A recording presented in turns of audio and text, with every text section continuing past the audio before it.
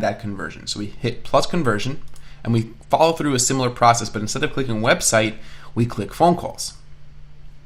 And now we have some options selected, or some options presented to us that we could choose from.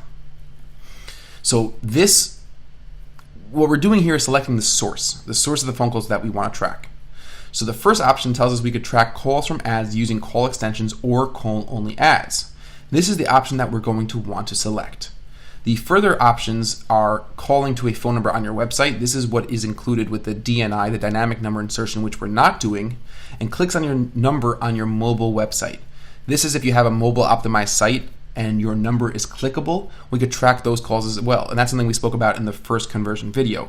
These two, the second and third option here, require adding a tag and will not work just with our Google forwarding numbers. So the first option is exactly what we want to select. And we click continue. And once again, we're going to have a whole bunch of options. We'll click a name. So we'll just call it calls from ads because we're just going to be tracking one. We don't know exactly how much it's worth, so we'll click don't assign a value. And this is the other important thing, call length. This is another reason why you're not going to have as many conversions as clicks on your ads, because a conversion is only counted after a call passes your threshold of deeming it a valuable call. And this is a really important feature because sometimes you'll get somebody who calls and they're a bad customer. It's clearly not the right type of business that they're calling for them, and they'll hang up and the call will end under a certain amount of time. What you're doing here is you're saying, how long should a call last for me to reasonably assume it was a good, valuable phone call that I was happy paying for, that I'm happy that my advertising brought in. Some businesses, some of our clients tell us 3 minutes. Some of our clients tell us 30 seconds. It's going to be different for your business. So you have to think about what is an appropriate length of call before it gets counted as a conversion. So let's say we decide it's 2 minutes. So I'll put in 120 seconds and click done.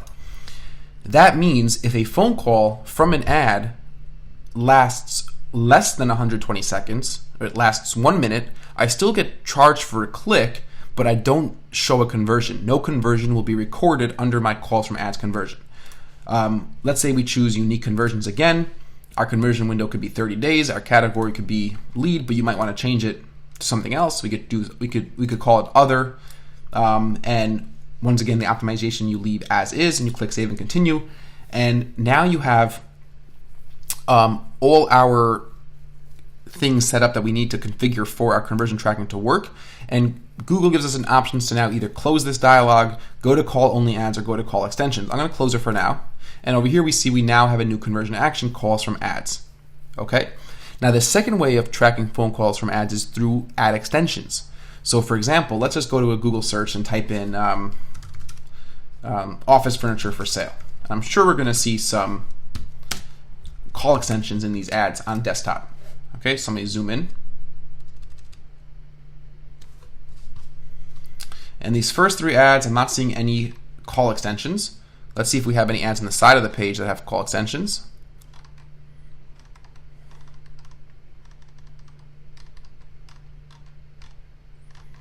I am not seeing any ads with call extensions, so I was wrong. Let's try office chairs for sale near me. Let's see if this brings us anything better. Uline, not seeing anything there. And once again, we're looking pretty weak on call extensions here. Here we go. Target. Target's using a call extension, okay? So this is a call extension. We want to make sure that we're doing in our campaign, if we want to track this call, we want to make sure we have Google forwarding numbers enabled for our call extensions. And we also want to make sure our call extensions are enabled. So let's go back to our account dashboard, and we'll go over to our campaigns, and we'll go take a look at our ad extensions. To get to our ad extensions, we have to click on the ad extensions tab. And we can do that from the account view, which is reviewing all campaigns, campaign view, or ad group view. I'm going to go to it from the account view, go to our ad extensions, and I want to go and view our call extensions. And we see we have one call extension created, 211-876-9876. Okay? And it shows us down here which campaigns are using it. So our USA Furniture Desk Chairs campaign is using it. So that's excellent. That's great. But I want to make sure that our Google forwarding number option is enabled. And I'm pretty sure that we did, but let's just go and double check. It can't hurt to be safe. So I'll click on edit. and I'll click once again on edit under the phone number dialog, and I'll make sure that Google forwarding numbers is selected. And now we could go ahead and track, and now these phone calls will be tracked in that same conversion. If I chose my own phone number, then I'll have no conversions being tracked. But if I collect Google forwarding phone number, my phone numbers all right now will be tracked. Click save. Once a client, I can click save. I don't need to do anything else, and now I'm good. The main thing to keep in mind is if we go back to tools and conversions, both of those conversions are going to be tracked inside this conversion action. So if I see 5 conversions here, let's say, in a week from now I have 5 conversions for calls from ads. Some of them might be calls from a call-only campaign, and some of them will be calls from our call extensions.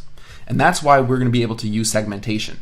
If we go over to campaigns, we might be able to segment out the campaigns. If I go to click on segmentation, I clicked on product groups, okay, campaign, I click on segment, conversions, conversion name, and because I have no conversions in this case, we're not going to see any segmentation underneath each campaign. But if we had conversion data, I would see that the Poppin USA Furniture Desk Chairs campaign had 2 phone call conversions, while my call-only campaign might have had 3 phone call conversions. So while under my tools conversions report, all 5 will be lumped together under calls from ads, I'll be able to see which campaign drove those calls, which ad groups within those campaigns, which keywords within those campaigns drove those calls. So that's exactly what you need to know for 99% of the phone call tracking that you're going to do. So keep in mind, through form submissions, through these phone call tracking systems, it's really, really crucial to start getting that information, which keywords, which match types, which variations of keywords, what times of day, what geographic locations, who is converting on your site, and what areas of your account are converting on your site, and how much is it costing you to get those conversions. That's the most important data that you're going to be able to generate for you to optimize campaigns and to see whether or not you're successful. I've seen this hundreds of times. Companies that are not tracking conversions are losing money. They're frustrated and they have no idea whether or not their campaigns are successful, and they ultimately will quit. Our clients that are tracking conversions and our clients that we've helped set up conversion tracking properly are seeing a tremendous amount of success, because they all of a sudden see which keywords are leading to conversions, which keywords are never leading to conversions, but more importantly, how much are they paying to get those conversions? We might see a keyword, or you might see a keyword that is bringing in conversions at $12 a conversion, but you might know that that's too expensive. You might know that $12 a conversion is losing you money. So you got to cut that out and pause that keyword or lower the keyword's max CPC bid. There's a lot of different things that you could do to fix your cost per conversion, or to lower your cost per conversion, or increase your conversions. But if you don't know your conversions, if you don't know which keywords and ads and campaigns and times of day and schedules are leading to those conversions, if you don't know which areas of your account are driving the sales and driving your business and making good use of your advertising dollars, there's no way that you could possibly optimize your campaign like a pro. So set up the call tracking, set up form submission tracking, do whatever you can to make sure that those are in place really, really well. And then make sure you have your converted click column, your cost per converted click, your click conversion rate, your total conversion value, and once again, super important, your conversion value divided by cost, which is your ROI. Make sure these 4 columns here are always open. Make sure you have these columns open for your ad group level, your keyword level, and your campaign level, because these are really, really important columns, and they'll be able to show you exactly what you need to succeed. And they'll show you how your campaigns are doing, and they will give you the first direction which areas of the campaigns you should be optimizing. So that's it for conversion tracking for now. We will cover more advanced features of conversion tracking in some bonus lessons soon to come. And as always, guys, thank you so much for watching, and we will see you very shortly. Cheers for now.